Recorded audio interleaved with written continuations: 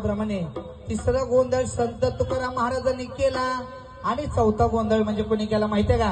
कोणी केला? जिजाबाईच्या पोटी जन्मला हिरा छत्रपती शिवाजी महाराज म्हणतात त्यांना.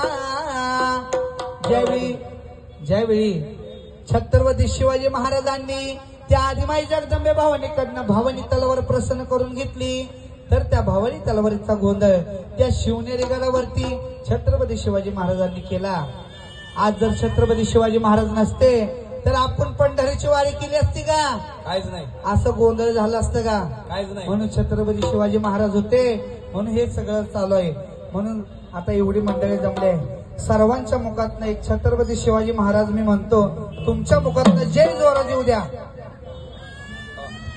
छत्रपती शिवाजी महाराज की. थोडा आवाज कमी पडतोय. जरा आवाज कमी पडतोय बरं का? कोणाचा उपास आहे का? उपास नाही कोणाचा. छत्रपती शिवाजी महाराज की जय. भवानी जय. भवानी. म्हणून त्या छत्रपती शिवाजी महाराजांनी त्या शिवनेरी गडावरती त्या आदिमाई जगदंबे भवानीचा गोंधळ नक्की कसा केला कोण? बरोबर आहे.